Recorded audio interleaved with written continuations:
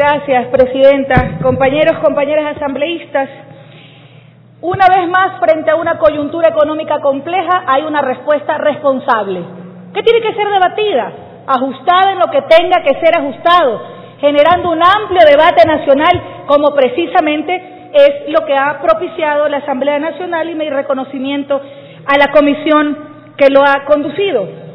Los objetivos que se plantean con la Ley Orgánica para el Equilibrio de las Finanzas Públicas, que son tres fundamentalmente: el fortalecimiento de la dolarización, la optimización del sistema tributario, así como el garantizar un sistema fiscal mucho más justo y equitativo. Me parece que con los mecanismos que se ha planteado en la ley se sustenta y con creces. Creo que hay mecanismos concretos que permiten que estos objetivos en la práctica se cumplan, como por ejemplo el desincentivar la salida de moneda física, de dinero físico, de dólares de la economía. Me parece que es fundamental, teniendo en cuenta que al Estado ecuatoriano, es decir, a todos nosotros, nos cuesta más o menos al año 12 millones de dólares en temas logísticos la importación precisamente de billetes de la Reserva Federal de Estados Unidos, así como el incentivar el uso de dinero electrónico y la utilización de medios electrónicos como las tarjetas de crédito o de débito. Creo que son mecanismos absolutamente concretos que precisamente sustentan estos objetivos que se plantean en la ley. Pero creo que aquí es necesario hablar con claridad y que se expongan precisamente cuáles son las motivaciones reales para que algunos sectores de la oposición, que muchos juegan a ser agenciosos voceros de los representantes de la banca privada, expongan de dónde salen los fantasmas que empiezan a crearse en torno al tema del dinero electrónico. Por ahí algunos dicen que van a ser ficticios, bueno, dicen cualquier barbaridad. Yo simplemente quiero dejar un dato nada más ahí como insumo para este debate. Se estima que alrededor del 60% de la población no está o no es parte del sistema financiero. Seguramente ahí hay un interés particular de este tipo de sectores, de este sector en particular, que me parece importante plantearlo en el debate nacional como un tema fundamental. Sin embargo, recordemos que en el Ecuador hay más celulares que gente. Y es por eso, yo coincido con algunas intervenciones que han mencionado, que efectivamente es necesaria utilizar toda una plataforma, una red que ya existe actualmente en la compra y venta de bienes y servicios a través de medios electrónicos, en las que el Banco Central, como ente rector en este sentido, tiene que manejar. Por supuesto, en articulación con el sistema financiero privado, pero con las reglas del juego absolutamente claras, reguladas y controladas por la autoridad pertinente, y en eso no hay que confundirse, que es fundamental fortalecer una campaña permanente de difusión, precisamente para aclarar no solo las mentiras que desde algunos sectores tratan de posicionar, sino efectivamente con el objetivo de masificar este medio electrónico y así se cumplan los reales objetivos que se plantean con el proyecto. Recordarle también a algunos actores políticos que han generado alguna incertidumbre y preocupación a partir de mentiras sobre el tema del dinero electrónico, que es lo que establece de forma absolutamente clara la resolución 109/2015-M de la autoridad pertinente. El dinero electrónico en circulación se registrará como un pasivo en una cuenta en el balance del Banco Central del Ecuador y deberá estar respaldado al 100% en dólares de Estados Unidos de América. Repito, al 100%. En depósitos e inversiones internacionales en dólares de los Estados Unidos de Norteamérica y o en oro monetario de las reservas internacionales. Es decir, no hay cabida para que se sigan generando, como bien mencionaba la compañera asambleísta Rosana Alvarado, cucos, mitos y fantasmas frente a un tema al que todos debemos de tener claridad de cuál es precisamente el mecanismo. Creo que en relación a lo que mencionaba la asambleísta María Cristina Cronfle, es importante ratificar, los derechos están consagrados, los derechos están blindados en la ley. Sin embargo, me parece absolutamente pertinente el que otro de los objetivos sea el racionalizar los beneficios tributarios que en muchos casos se han utilizado de forma inadecuada.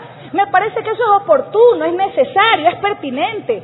Sobre todo cuando vemos que de una población de personas con discapacidad, menos del 1% han accedido precisamente a la compra de vehículos o a la importación de vehículos con este tipo de beneficios.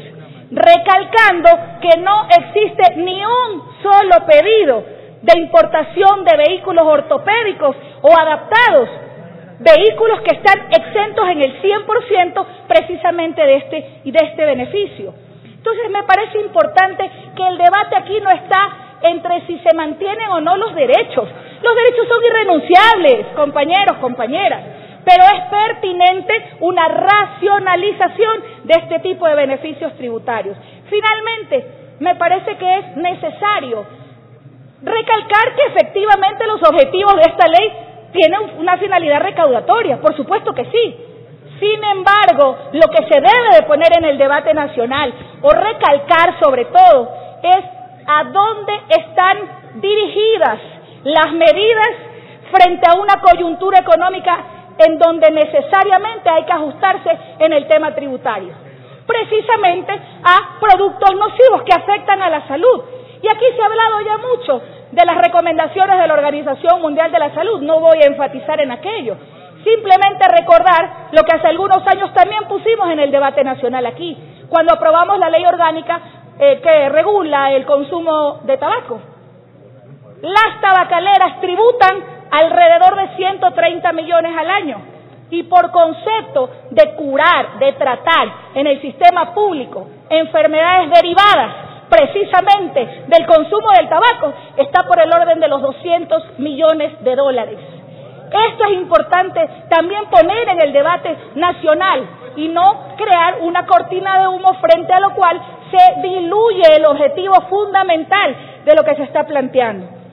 Y recordar también que aquellos que han llamado precisamente a las calles a movilizar en el marco de toda una estrategia de desestabilización, en gran medida han sido sobre todo los autores y los cómplices de los paquetazos del pasado. Algunas cifras ya se han dado. Yo quiero simplemente recordar, si me ayuda rapidito con la presentación, muy breve, porque me parece que eso es importante también poner en el debate. ¿Cuáles fueron realmente los verdaderos paquetazos del pasado? Recordar, y con fechas y periodos claritos, ahí está. Osvaldo Hurtado, 1982. Devaluación del sucre, hasta llegó a eliminar el subsidio al trigo. Díganme, pues, si eso no es paquetazo. Ni hablar del incremento de los combustibles y, sobre todo, recordar uno de los mayores paquetazos que recibió el pueblo ecuatoriano, como fue la sucretización. La siguiente, para recordarles a algunos asambleístas que seguramente la desmemoria es una de sus características, en el 84, el 4 de septiembre, devaluación del sucre, en el orden de los 66.5 sucres el dólar, y en el 86, 110 sucres de incremento en el galón de combustible, en el caso de la gasolina super, y 90 en el gasolina extra. El siguiente, para recordarles nomás, esos son los paquetazos. Rodrigo Borges, en el 88, la devaluación del sucre que estaba por el orden del 56%, alza del precio de los combustibles, 135%, concluyo, Presidenta. En el 89, de la misma manera, 3 devaluaciones en un año, y en marzo del siguiente año, el 90, una más. La siguiente, ya para concluir, Sixto Durán Ballén, ya ahí les dejo simplemente para su reflexión y análisis.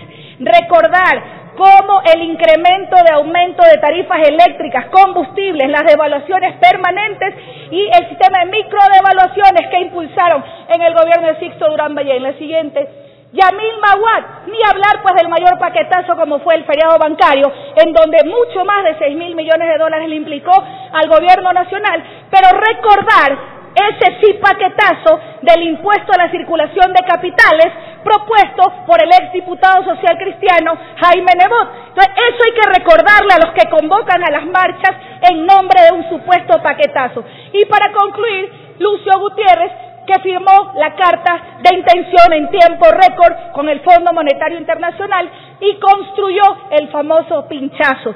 Así que seguramente, asambleísta Tapia, su ex partido, porque ya lo expulsaron de ahí, seguramente va a tener que comprarse un sillón bastante cómodo para esperar que nos vayamos, porque creo que es un proceso de largo aliento que cuenta con el respaldo del pueblo ecuatoriano, porque los paquetazos fueron los del pasado. Gracias, presidente.